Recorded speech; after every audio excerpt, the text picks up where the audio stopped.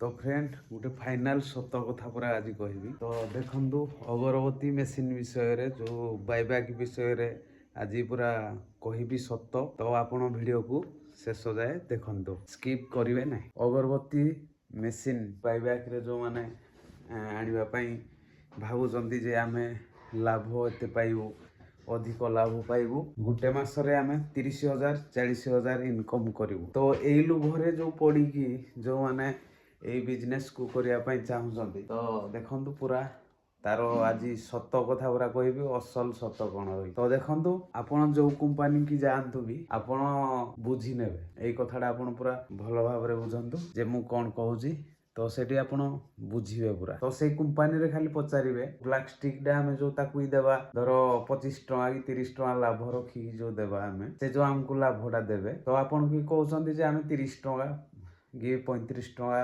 25 टका 20 टका लाभ दबू तो ता विषय पूरा सत आज मु कहूँ तो से कौन हो आपण से भाविकी मेसीन आनुंट बायबैक रे तो ना जमा भी आने इच्छा करेंगे तो प्रोब्लेम कौन हो ना ताकर फायदा हो तो आपन को से कहले 20 कि 25 टका कि 30 टका लाभ देवे तो आपण भाविकी आनुंट बारे आउ बुझुना जे भितरे कौन अच्छी कथाटा तो आपण नुआ लोक ये अगरबत्ती विषय भी किसी भी जानना बा ए विषय भी किसी भी सेमती नॉलेज नहीं तो आपण खाली वीडियो देखिले जे ना एते प्रॉफिट हो से किए कहीदेला तो जी भी कही सब नुआ लोक मैंने कहते है कारण मो निज ये रु मुझे तो एते ही लाभ हबनी बहुत परिश्रम अच्छी तो वर्तमान मार्केट रे कंपटीशन हिसाब रे तो एते हबनी 30-40 हजार एते हबनी 30-40 हजार जदि इनकम हम से मेसीन कौन पाई 4टा-5टा पकईदेले आपंकर बहुत पैसा हो तो जो मैंने कहते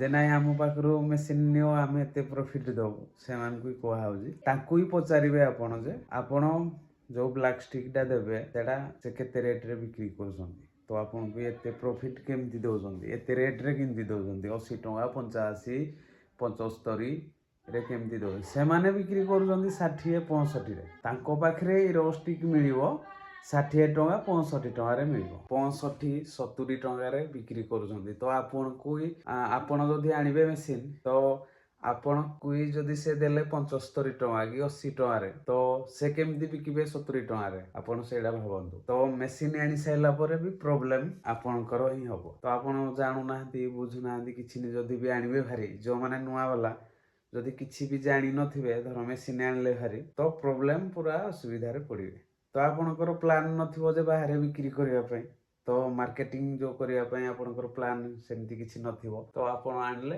पूरा हैरान रे पड़ी जिवे तो ताकर लाभ हो मेसीन आपण आनी साइला परे ताकर लाभ हबो तो से माने ही फायदा पाइबे आपण किसी भी फायदा पाइबे नहीं आपनकर पैसा गला जो लोन करथिबे जो 2-3 लाख टका से पैसा भी गला आपण निजे सुझिबे हैरान हेबे लास्ट रे मेसीन 20-30 हजार 40 हजार रे बिक्री करिवे तो वर्तमान जो बेला मेसीन आसुजी तो 20-25-30 कार 40-50 गले भारी जाऊँ भारी बाई चान्स किंतु प्राय हेमती भी जीवनी तो जेहेतु यही कथाटा आपन को कहली जदि भल लगे आपन शेयर करेंगे वीडियो को तो समस्त पाखे पहुँचू वर्तमान भी जानी पारु नाहंती भी माने विश्वास भी करुचंती जे नाही एटा सत बोली तो नुआ लोक जी ये विषय रे किछि भी जाननी से तो निहाती विश्वास करियो तो प्रॉब्लम रे निहाती फसी जाउजती तो आउ गोटे कथा मु कहया पई चाहे जे जो माने भी बिजनेस करिया पई चाहूजो तो बिजनेस करो भलो अछि तो तार माध्यम अछि तो रॉ मटेरियल आपण नेई कि भी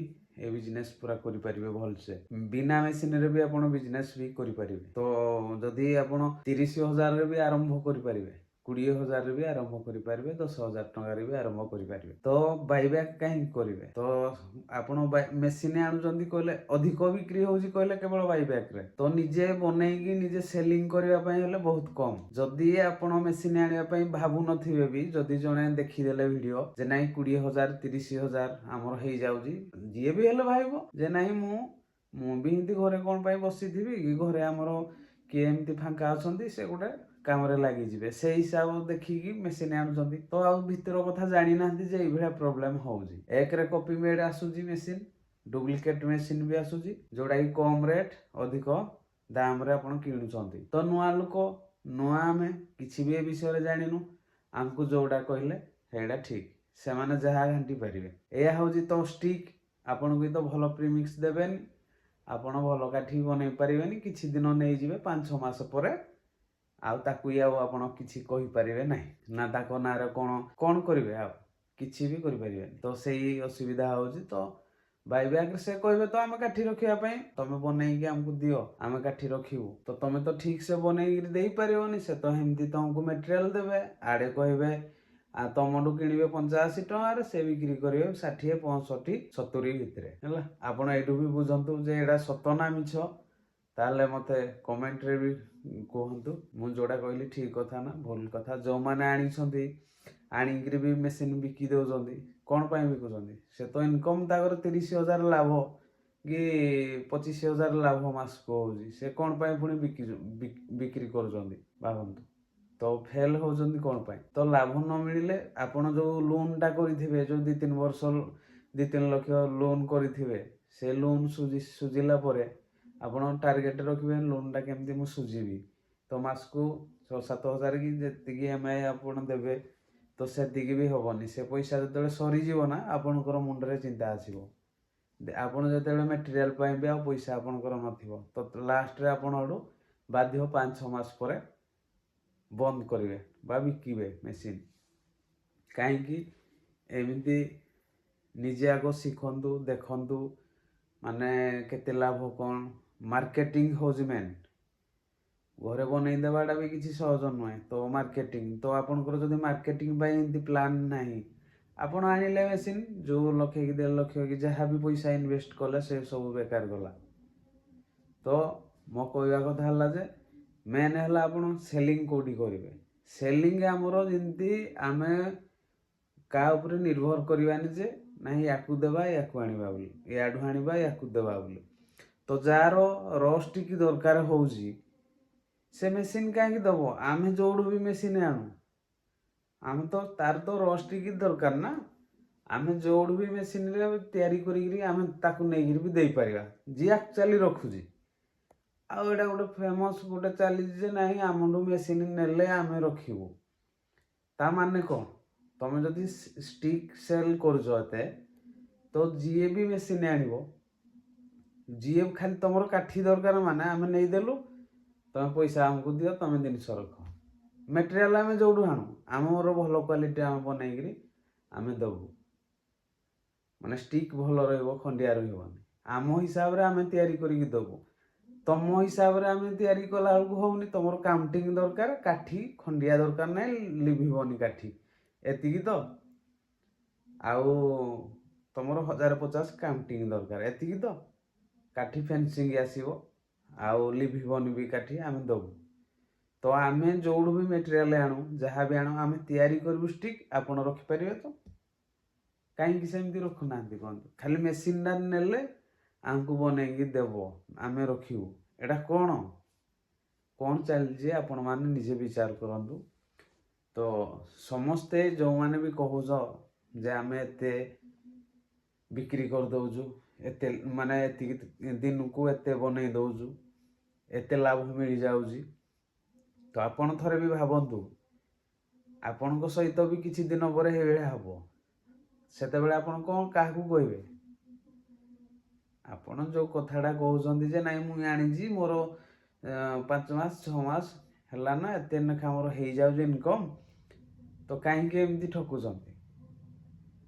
ତ ସେଇ ଜିନିଷରେ ଆପଣ ସେଇ ଜିନିଷକୁ ଆପଣ ଦେଖିକି, ଯେଉଁମାନେ ଏଇ ବିଜନେସ୍ କରିବା ପାଇଁ ଭାବୁଛନ୍ତି, ସେଇ ଜିନିଷକୁ ଦେଖିକି ଭିଡ଼ିଓ ଯଦି ମୋର କିଛି ବୁଝିକି ମାଇଣ୍ଡକି ନେବେ, ତ ଆପଣ ନିହାତି କଥାଟା ଜାଣିପାରିବେ। ତ ସେଇ ଫର୍ମୁଲାରେ ଜମା ବି ପଶନ୍ତୁନି। ଦେଖନ୍ତୁ ଆପଣ କେଉଁଠୁ ଅଧିକ ରେଟ୍ରେ ନେବେ, ସେ କମ୍ ରେଟ୍ରେ ବିକ୍ରି କରୁଛନ୍ତି। ପଚାରିକି ବୁଝିବେ ବି। ଏବେ ବି ମାର୍କେଟରେ ବି ଆପଣ ପଚାରନ୍ତୁ କାଠି ରେଟ୍ କେତେ ଚାଲିଛି, 70, 65, 68, ଅତି ବେଶୀରେ 74, 75 ଯାକେ ଚାଲିଛି। ତ ସେଇ ହିସାବରେ ଆପଣ ବୁଝନ୍ତୁ।